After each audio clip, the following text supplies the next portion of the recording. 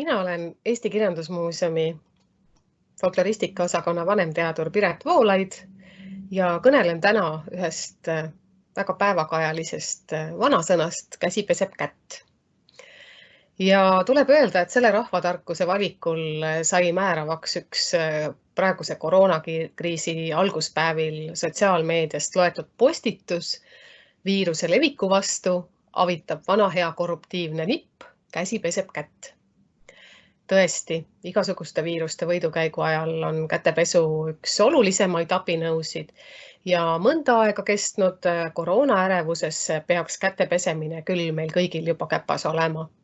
Käsi tuleb korralikult pesta ja kätepesu pikkuse testimiseks on välja mõeldud ka mitmeid selliseid lihtsaid rahvapäraseid nippe, kui näiteks kätepesu saateks sepa poisse või mõnda muud üldtuntud lihtsat laulukest tümiseda on üsna kindel, et käed selle ajaga tõesti puhtaks saavad. Vaatame aga nüüd, mil moel kajastub see kätepesu motiiv meie rikkalikus vanasõnasalves. Kõige tuntum vanasõna ongi kindlasti tänaseks mõlgutuseks välja valitud tarkusetera käsi peseb kätt. Ja selle rahvatarkuse piltlik tähendus on lihtne, teene eeldab vastuteenet või siis metafoorselt öelduna, abi soovides pead ise aitama või kui aitad teist, siis aidatakse hädaolukorras sindki.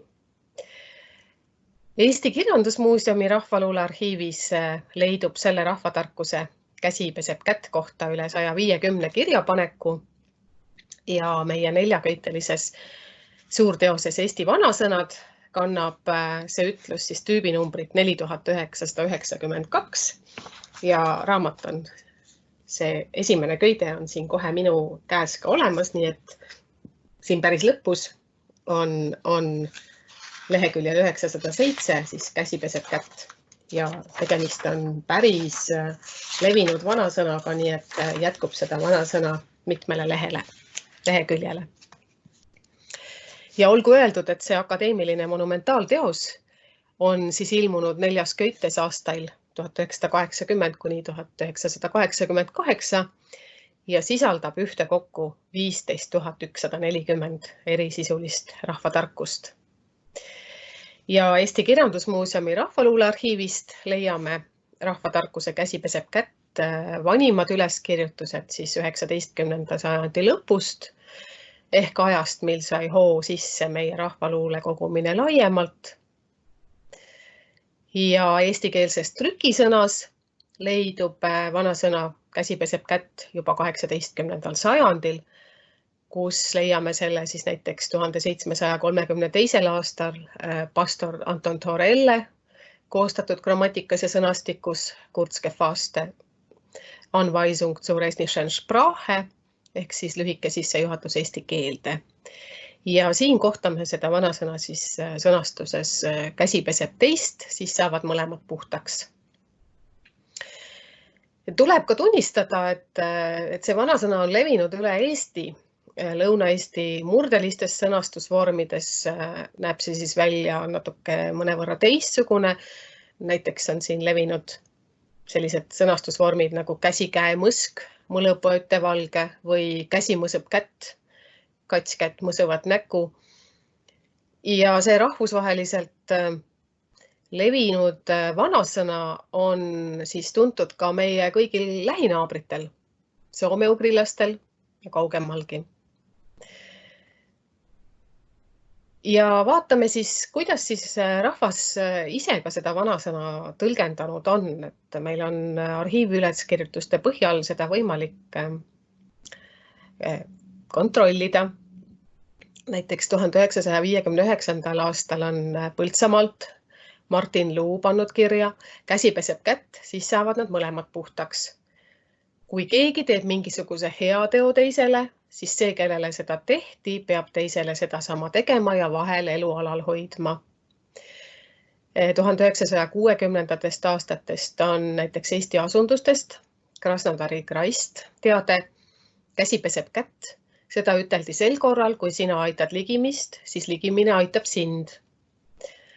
Või 1972. aastal on Tormast kirjapanek Käsi peseb kätt. See oli tavaline ütlus, millega rõhutati abivalmidust kaaskodanikule.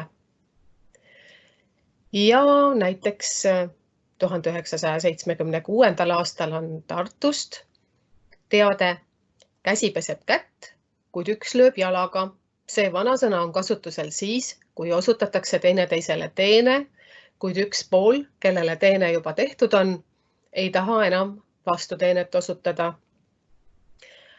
Aga selline põnev kirjapanek on ka 1988. aastal Saardest või Hallistest kirja pandud.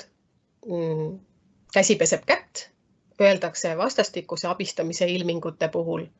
Ka negatiivsetel juhtudel koos valgust kartvaid tegusid teinud inimesed aitavad kaasosalistel sissekukkumise puhul jälle välja rabelda. Tõesti, inimene on sotsiaalne olend ja väga sageli vajabki teiste abi.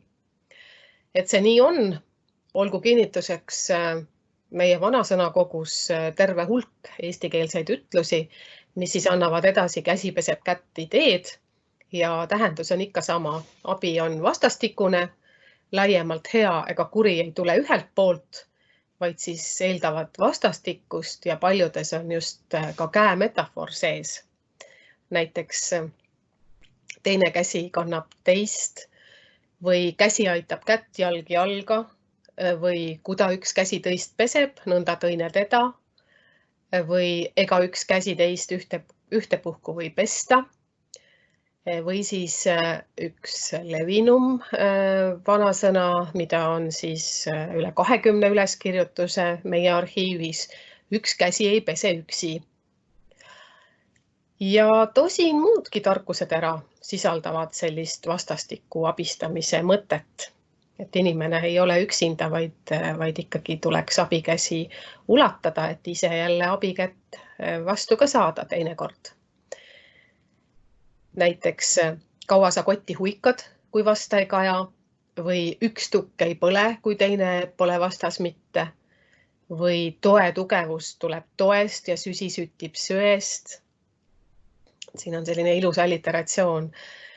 Või kivi ei jahvata üttepoolega, ära ihunuga ühest küljest, puud ei raiuta ühelt poolt.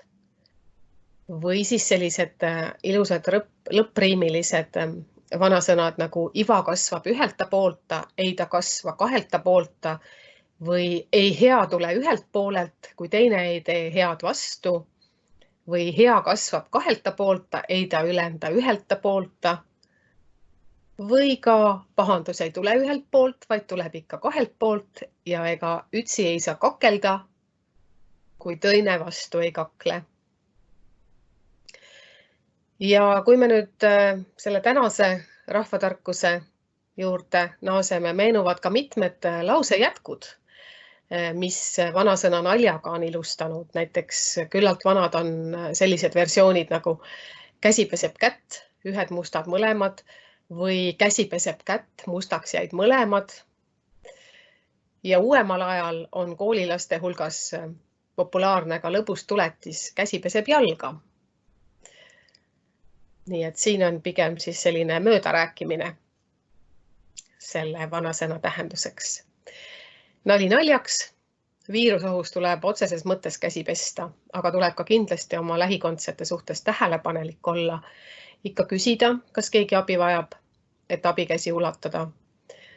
Ja kindlasti tuleb kriisiolukorras ka ise vajadusel ikka julgelt abi küsida, sest ütleb üks teinegi vanasõna. Süga sina täna mind, mina sügan homme sind.